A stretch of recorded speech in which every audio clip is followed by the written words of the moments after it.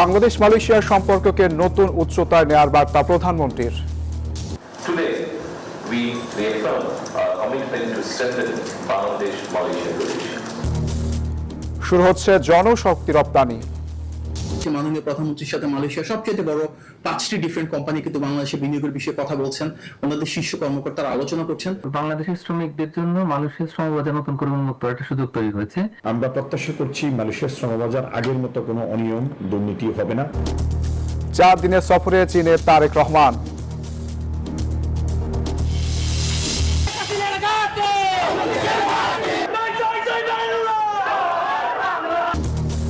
কার্যক্রম নিষিদ্ধ আওয়ামী লীগের বিশৃঙ্খলা ঠেকাতে 6 জেলায় সেনা ও 5 জেলায় বিজিবি মোতায়েন। দেশে অস্থিরতা সৃষ্টির জন্য কিছু কিছু মহল কোনো কোনো মহল অপতৎপরতা লিপ্ত আছে, তো সেই জন্য আমরা অ্যালার্ট থাকার অংশ হিসেবে আমরা নিয়েছি।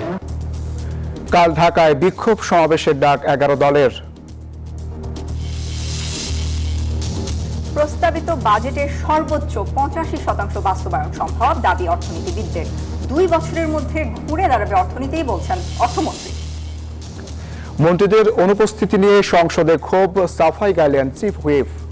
অনেক মন্ত্রী নাই, মন্ত্রীদের চেয়ার সব খালি। বাস্তবতাটা হলো এই যে অনেকে রাষ্ট্রীয় কাজে বা বিভিন্ন কাজে ব্যস্ত থাকে, এটা ঠিকই, তবে সংসদে তাদের আসা উচিত, আসলে ভালো হয়।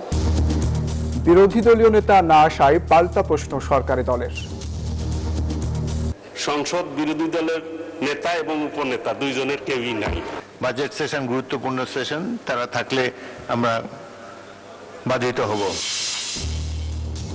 এবং ব্রিটিশ রাজনীতিতে ফের নেতৃত্ব পরিবর্তন, প্রধানমন্ত্রী কিয়ার স্টারমারের পদত্যাগ, দলীয় বিদ্রোহ এবং জনমতের চাপই মূল কারণ। স্বাগত নিউজ 24 সংবাদে, সঙ্গে আছি আমি শাহরিয়ার অঙ্কুর এবং আমি সানজিদা ইসলাম। দর্শক দেখছিলেন সুপার বোর্ড সংবাদ শিরোনাম। বাংলাদেশ মালয়েশিয়ার সম্পর্ককে নতুন উচ্চতায় নিয়ে যাওয়ার বার্তা দিলেন প্রধানমন্ত্রী তারেক রহমান। পুত্রজয়ায় মালয়েশিয়ার প্রধানমন্ত্রী আনোয়ার ইব্রাহিমের সঙ্গে দ্বিপাক্ষিক বৈঠকে শ্রমবাজার পুনরায় চালু, বাংলাদেশি কর্মীদের বৈধকরণ, বাণিজ্য ও বিনিয়োগ সম্প্রসারণ, রোহিঙ্গার সংকট সহ পারস্পরিক স্বার্থ সংশ্লিষ্ট নানা বিষয়ে গুরুত্বপূর্ণ আলোচনা হয়। বৈঠক শেষে 2 দেশের মধ্যে সমঝোতা স্মারক স্বাক্ষর ও সহযোগিতা দলিল বিনিময় করা হয়। লাল গালিচা, রাষ্ট্রীয় সম্মান আর 2 বন্ধুত্বপূর্ণ দেশের ভবিষ্যৎ সহযোগিতার নতুন প্রত্যয়। পুত্রজায়ার পেটদানা পুত্র ভবনে প্রধানমন্ত্রী তারেক রহমানকে উষ্ণ অভ্যর্থনা জানান মালয়েশিয়ার প্রধানমন্ত্রী Anwar Ibrahim. Guard of honour ও 2 দেশের জাতীয় সঙ্গীতের মধ্য দিয়ে সম্পন্ন হয় রাষ্ট্রীয় আনুষ্ঠানিকতা। এরপর শুরু হয় দ্বিপাক্ষিক বৈঠক। বন্ধ হয়ে থাকা শ্রমবাজার পুনরায় চালু, বাংলাদেশি কর্মীদের বৈধকরণ, আটকে পড়া কর্মীদের সংকট নিরসনে খোলামেলা আলোচনা করেন 2 নেতা। বাণিজ্য সম্প্রসারণ সহ আঞ্চলিক ও আন্তর্জাতিক সহযোগিতা নিয়েও আলোচনা হয় বৈঠকে। Our priority is to create jobs, attract foreign investment, and escalate economic growth. We are building a business-friendly environment and creating a new opportunity for investors. I see strong potential for Malaysian investment in Bangladesh and warmly invite Malaysian businesses to explore those opportunities. আর বাংলাদেশের প্রতি আগ্রহ ও সহযোগিতার পাশাপাশি বন্ধুত্বের বার্তা দেন মালয়েশিয়ার সরকার প্রধান। Common effort to try and work in influence to resolve the predicament of refugees, Rohingya in Bangladesh also here. বৈঠক শেষে 2 প্রধানমন্ত্রীর উপস্থিতিতে সংস্কৃতি বিষয়ক সমঝোতা স্মারক স্বাক্ষরিত হয়, পাশাপাশি সন্ত্রাসবাদ দমন এবং বিনিয়োগ সহযোগিতার দলিল বিনিময় হয়। পরে আনোয়ার ইব্রাহিমের বাসভবনে মধ্যাহ্ন ভোজে অংশ নেন প্রধানমন্ত্রী। সেখানে সাংস্কৃতিক পরিবেশনা উপভোগ করেন অতিথিরা।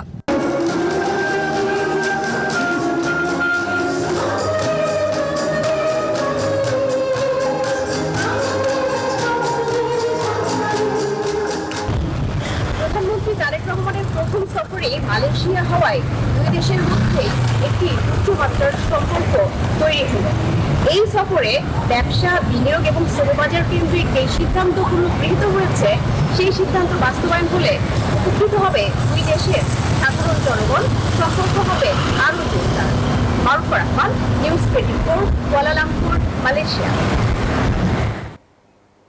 মুক্ত বাণিজ্য চুক্তি এগিয়ে নিতে একমত বাংলাদেশ মালয়েশিয়া, জানিয়েছেন প্রধানমন্ত্রীর উপদেষ্টা মাহদি আমিন। মালয়েশিয়ায় দুই দেশের প্রধানমন্ত্রীর বৈঠক শেষে সংবাদ সম্মেলনে এই কথা জানান তিনি। মুক্ত বাজারের জন্য ফ্রি ট্রেড এগ্রিমেন্টটা যখন আমাদের সাইন হচ্ছে এবং এই প্রসিজারের ভেতরেই তো আমরা খুব ইকোনমিক লিবারালাইজেশনের দিকে যাচ্ছি, ডিরেগুলেশনের দিকে যাচ্ছি, যার মূল উদ্দেশ্য বিশ্বের বিভিন্ন দেশ থেকে বাংলাদেশে ইনভেস্টমেন্ট নিয়ে আসা। মালয়েশিয়া সেক্ষেত্রে একটা অত্যন্ত বড় লক্ষ্যের জায়গা আমাদের দিক থেকে। ইতিমধ্যে কিন্তু আমরা এখানে যখন প্রেস কনফারেন্স করছি, মাননীয় প্রধানমন্ত্রীর সাথে মালয়েশিয়ার সবচেয়ে বড় 5টি ডিফারেন্ট কোম্পানি কিন্তু বাংলাদেশে বিনিয়োগের বিষয়ে কথা বলছেন, ওনাদের শীর্ষ কর্মকর্তারা আলোচনা করছেন। আমাদের মূল উদ্দেশ্য মালয়েশিয়া থেকে বাংলাদেশে বিনিয়োগ নিয়ে যাওয়া। সোমবার রাতে 4 দিনের সফরে চীনের বন্দরনগরী দালিয়ানে পৌঁছেছেন প্রধানমন্ত্রী তারেক রহমান। পরদিন মঙ্গলবার বিশ্ব অর্থনৈতিক ফোরামের প্রেসিডেন্ট ও প্রধান নির্বাহী কর্মকর্তার সঙ্গে তারেক রহমানের বৈঠক করার কথা রয়েছে। WEF এর বার্ষিক সভা সামার দাভোসে অংশগ্রহণকারী কাজাখস্তান, মঙ্গোলিয়া, দক্ষিণ কোরিয়ার মতো দেশগুলোর সরকার প্রধানদের সঙ্গে প্রধানমন্ত্রীর দ্বিপক্ষীয় বৈঠক করবেন বলে জানা গেছে। চীন সফরের প্রথম দিন বিকেলে WEF সম্মেলনে প্রধানমন্ত্রী Tarique Rahman climate leadership in shifting global landscape শীর্ষক একটি অধিবেশনে প্রধান বক্তা হিসেবে বক্তব্য দেবেন। এছাড়াও 26 জুন পর্যন্ত বিভিন্ন অনুষ্ঠানে যোগ দেবেন প্রধানমন্ত্রী। ওই দিন বিকেলে প্রধানমন্ত্রী বেইজিং থেকে ঢাকার উদ্দেশ্যে রওনা দেবেন।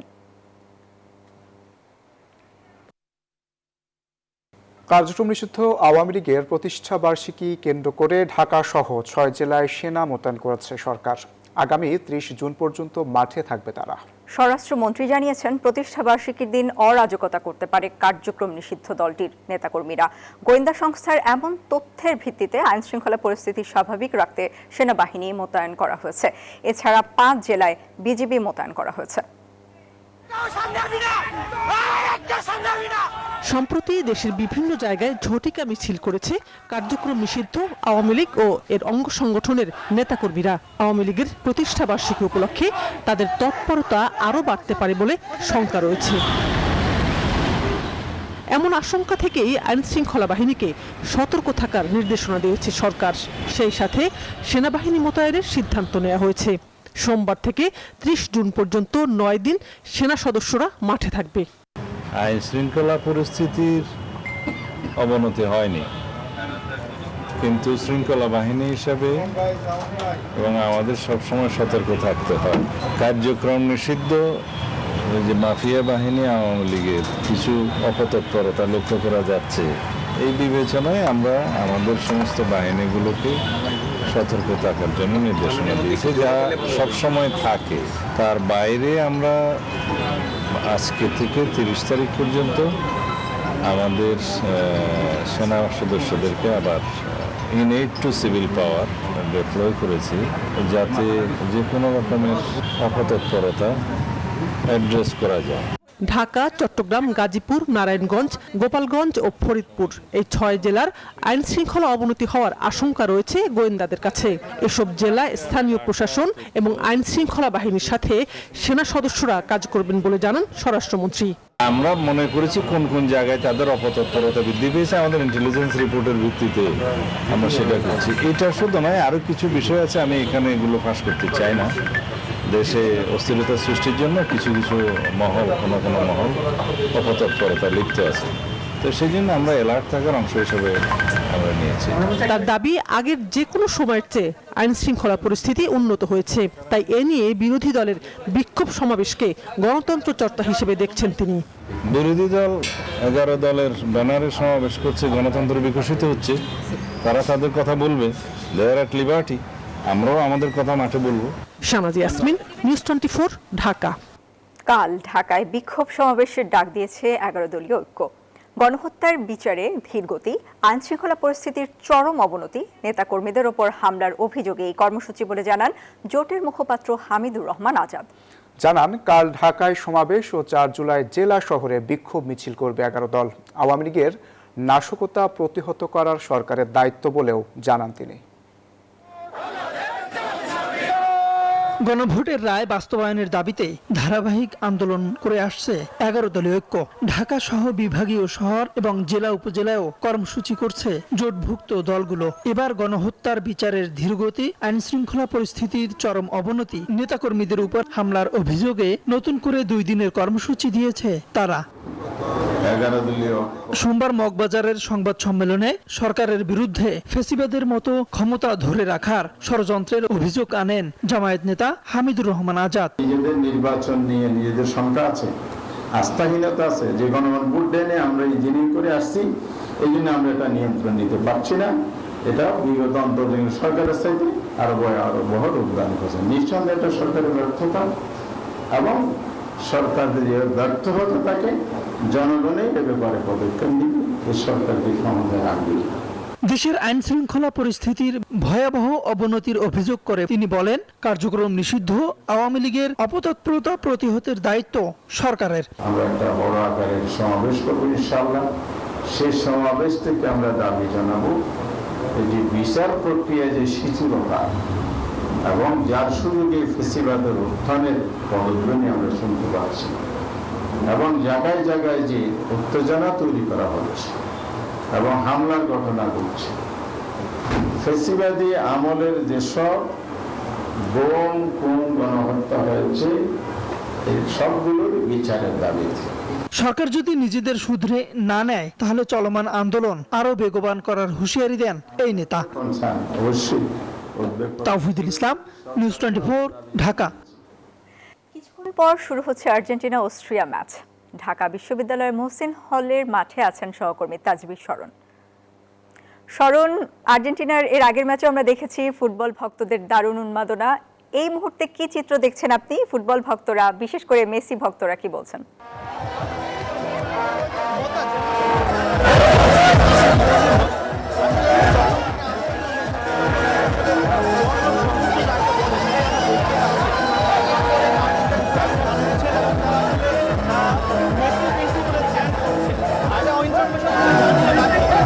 সেখানে হচ্ছে আর্জেন্টাইন যে রাষ্ট্রদূত আছেন তিনিও কিন্তু এই জায়গায় এসেছেন। তাদের যে আমন্ত্রণপত্র, সেই আমন্ত্রণপত্রে রাষ্ট্রদূতের কথা উল্লেখ ছিল, তিনি এসেছেন খেলা দেখবেন তিনি। আমরা আরো দেখতে পাচ্ছি আসলে এই জায়গায় সাজ রক, কারণ এখানে তারা কনসার্টের আয়োজন করছেন, তারা ম্যাচ দেখবেন, একসাথে উৎফুল্ল থাকবেন এবং একসাথে আয়োজন করেছেন। আমরা ফ্ল্যাগ দেখতে পাচ্ছি, বিভিন্ন দর্শক দেখতে পাচ্ছি, সবাই আসলে মেসি চ্যান্টিং করছেন। আসলে আমার পেছনে দেখতেই পাচ্ছি জনসমুদ্র যাকে বলে, এদিকে আর্জেন্টিনার একটা শহর নাকি বাংলাদেশ সেটা আসলে বোঝা যাচ্ছে না। আমরা যদি কয়েক মিনিট একটু কথা বলতে চাচ্ছিলাম, একটু যদি কথা বলি, আমরা কথা বলবো। কি মনে হচ্ছে আজকে কি হতে পারে? আপনারা আর্জেন্টিনার খেলা দেখতে এসেছেন। ভাই, আমি ব্রাজিল সম্পাদক, মেসির ভালোবাসি থেকে আমি আইছি। আজকে আর্জেন্টিনা যেত, আমি চাই 1-2 যেত আর্জেন্টিনা। আসলে আমরা দেখতে পাচ্ছি এখানে শুধু আর্জেন্টিনার ফ্যানরা, এখানে ব্রাজিল ফ্যানরা এসেছেন। আসলে একটু যদি আমরা বলি, আসলে এই ছিল মহসিন হল থেকে আমাদের সর্বশেষ। পরবর্তী কোনো আপডেট হলে অবশ্যই জানিয়ে দিব। তাজবীর শরণ, আপনাকে ধন্যবাদ। দেশের বর্তমান অর্থনীতি বিবেচনায় নতুন অর্থবছরে বাজেটের সর্বোচ্চ 85% বাস্তবায়ন করা সম্ভব হবে বলে মনে করেন অর্থনীতিবিদরা। সোমবার সিজিএস আয়োজিত বাজেট সংলাপে বিশ্লেষকরা বলেন, এবার বৈদেশিক ঋণ নেয়ার যে লক্ষ্য নির্ধারণ করা হয়েছে তা পাওয়া নিয়েও শঙ্কা রয়েছে। তারা আরও বলেন, ব্যাংক, শেয়ার বাজার ও রাজস্ব বোর্ডের টেকসই সংস্কার ছাড়া বাজেটের লক্ষ্য পূরণ সম্ভব নয়। এ সময় অর্থমন্ত্রী বলেন, সংকটের মধ্যে থাকলেও 2 বছরের মধ্যে ঘুরে দাঁড়াবে অর্থনীতি। উচ্চ মূল্যস্ফীতি, রাজস্ব ঘাটতি, দুর্বল বেসরকারি বিনিয়োগ এবং ব্যাংকিং খাতের নানামুখী চাপে দেশের অর্থনীতি। এমন বাস্তবতার মধ্যেই 9,38,000 কোটি টাকার বাজেট প্রস্তাব করেছে সরকার, যেখানে রাজস্ব আদায়ের লক্ষ্য 6,95,000 কোটি টাকা। এই তিনটি পক্ষের দেশের ইতিহাসের সবচেয়ে বড় আকারের এই বাজেট বাস্তবায়ন নিয়ে শঙ্কা প্রকাশ করেছেন অর্থনীতিবিদরা। সোমবার রাজধানীতে centre for governance studies CGS আয়োজিত বাজেট সংলাপে বক্তারা বলেন, বৈশ্বিক অস্থিরতার মধ্যে বৈদেশিক ঋণ পাওয়া কঠিন হবে। এই যে বাজেটে দেওয়া হয়েছে, হয়তো আমরা দেখব এটার ম্যাক্সিমাম হয়তো 85% বাস্তবায়ন করা সম্ভব হবে, বাকিটা সম্ভব হবে না। আমরা হিসাব করে দেখলাম যে বাজেটের প্রাক্কলনে বলা হয়েছে $12.5 বিলিয়ন ওনারা বিদেশি ঋণ নেবেন। তো যখন বৈদেশিক সাহায্য কমছে তখন আমরা বেশি বেশি বৈদেশিক সাহায্য আনার চেষ্টা করছি, তাহলে কি শর্তগুলো আরো কঠিন হবে। ব্যবসায়ীরা বলেন আমলাতান্ত্রিক জটিলতা দূর না হলে বিনিয়োগ ও কর্মসংস্থানের লক্ষ্য অর্জন সম্ভব হবে না। এনবিআর এর সংস্কারের সুপারিশও করেন বক্তারা। বাজেটে প্রাক্কলন করা যে 6.5% গ্রোথ, জিডিপি গ্রোথ, এখানে অর্থনীতিবিদেরা অনেকে আছেন। বর্তমানে যেভাবে ইকোনমি চলতেছে এটা আমার নজর এটা ইম্পসিবল।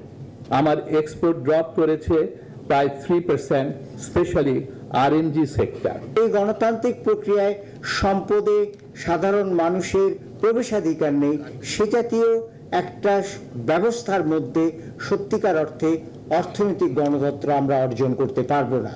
অনুষ্ঠানে অর্থমন্ত্রী বলেন অর্থনীতির নানামুখী সংকটের মধ্যেই সাহসী বাজেট দিয়েছে সরকার। বলেন বিনিয়োগ ও কর্মসংস্থান বৃদ্ধিতে সর্বোচ্চ সুযোগ রাখা হয়েছে এবারের বাজেটে। ইকোনমিক মডেলটা আমরা পুরনো মডেল থেকে বেরিয়ে আসছি কমপ্লিটলি, আমরা একটা নতুন ইকোনমিক মডেলে ঢুকেছি। এই মডেলটা যেটা আমি বললাম the basis of democratisation of economy. এবার রাজনীতির পাশাপাশি অর্থনীতিতেও গণতন্ত্র প্রতিষ্ঠা করা হবে বলে জানান অর্থমন্ত্রী। সেটা হচ্ছে democratization of the economy, the very slogan. Riyad Sumon, news 24, Dhaka. রাজধানী ঢাকা সহ দেশের বিভিন্ন স্থানে 4 মাত্রার মৃদু ভূমিকম্প অনুভূত হয়েছে। সোমবার রাত 9:28 এই ভূমিকম্প অনুভূত হয়। তাৎক্ষণিকভাবে হতাহতের কোনো খবর পাওয়া যায়নি। রিক্টার স্কেলের মাত্রা ছিল 4। আবহাওয়া অধিদপ্তর জানিয়েছে ভূমিকম্পের উৎপত্তি স্থল নারায়ণগঞ্জের রূপগঞ্জ। ঢাকার আগারগাঁও থেকে এর দূরত্ব 16 কিলোমিটার। এর আগে গত 18 জুন রাত 9:29 4.4 মাত্রার ভূমিকম্প অনুভূত হয়। এছাড়া গত 11 জুন রাত 9:40 4.5 মাত্রার ও গত 7 জুন রাত 11:37 5.6 মাত্রার ভূমিকম্প অনুভূত হয়। বাজেট অধিবেশনে মন্ত্রীদের অনুপস্থিতি নিয়ে প্রশ্ন তুলেছেন বিরোধী দলের সংসদ সদস্যরা। মন্ত্রীদের প্রতি একই অনুরোধ স্পিকারেরও। জাতীয় সংসদের বাজেট অধিবেশনে মন্ত্রীদের অনুপস্থিতি নিয়ে স্পিকারের দৃষ্টি আকর্ষণ করেন ঢাকা 12 আসনের জামায়াতের সংসদ সদস্য সাইফুল ইসলাম। এ সময় চিফ হুইপ জানান, রাষ্ট্রীয় গুরুত্বপূর্ণ কাজে ব্যস্ত থাকায় অনেক সময় মন্ত্রীরা উপস্থিত থাকতে পারেন না। এ সময় লিখিত বক্তব্যে জ্বালানি মন্ত্রী বলেন, ভবিষ্যতে আমদানি নির্ভরতা কমাতে 2031 সালের মধ্যে 150টি কূপ খননের পরিকল্পনা সরকারের। স্বাস্থ্যমন্ত্রী, তারপরে আমাদের স্বরাষ্ট্রমন্ত্রী, অনেক মন্ত্রী নাই, মন্ত্রীদের চেয়ার সব খালি। এ ব্যাপারে আপনার সহযোগিতা চাচ্ছি মাননীয় স্পিকার। আমাদের মন্ত্রীরা নাই, ঠিক আছে, বলার আগে যদি নিজের দিকে তাকায় বলতেন, সংসদ বিরোধী দলের নেতা এবং উপনেতা দুইজনের কেউই নাই। এবার জানাবো আন্তর্জাতিক সংবাদ। ব্রিটিশ রাজনীতিতে আবারও নেতৃত্ব পরিবর্তন। সোমবার পদত্যাগের ঘোষণা দিয়েছেন যুক্তরাজ্যের প্রধানমন্ত্রী কিয়ার স্টারমার। স্থানীয় নির্বাচনে লেবার পার্টির বিপর্যয়, দলীয় বিদ্রোহ এবং জনমতের চাপই এর প্রধান কারণ বলে মনে করা হচ্ছে। এর মধ্য দিয়ে গেল 1 দশকে দেশটিতে 6 প্রধানমন্ত্রীর পরিবর্তন হলো। যুক্তরাজ্যের প্রধানমন্ত্রী মানে 5 বছর নিশ্চিন্তে ক্ষমতায় থাকা নয়, কারণ ব্রিটিশ রাজনৈতিক সংস্কৃতিতে জনপ্রিয়তা কমে গেলে বা নির্বাচনে ব্যর্থতা দেখা দিলে দল দ্রুত নতুন নেতৃত্ব খোঁজে। ফলে প্রধানমন্ত্রীর শুধু বিরোধী দলের নয়, নিজের দলের আস্থাও ধরে রাখা জরুরি। আর সেই পরিস্থিতিতেই পড়েন 63 বছর বয়সী কিয়ার স্টারমার। সাম্প্রতিক মাসগুলোতে তাকে ঘিরে দলীয় অসন্তোষ, স্থানীয় নির্বাচনে খারাপ ফল এবং নেতৃত্ব পরিবর্তনের দাবি তীব্র হয়। এমনকি শতাধিক লেবার এমপি তার পদত্যাগ বা ক্ষমতা ছাড়ার সময়সূচি ঘোষণার আহ্বান জানান। তবে ক্ষমতায় থেকেই পরিস্থিতি সামালের চেষ্টা করেছিলেন স্টারমার। শেষ পর্যন্ত পেরে ওঠেননি। মাত্র 2 বছরের মাথায় ক্ষমতা ছাড়তে হয় 2024 সালের নির্বাচনে বিপুল জয় পাওয়া এই লেবার পার্টির নেতাকে। 10th ডাউনিং স্ট্রিটের সামনে আনুষ্ঠানিকভাবে ঘোষণা দেন পদত্যাগের। আমরা প্রতিটি সিদ্ধান্তে আমি আমার দেশকে সবার আগে রাখার চেষ্টা করেছি, আর সে কারণেই লেবার পার্টির নেতা হিসেবে পদত্যাগ করছি।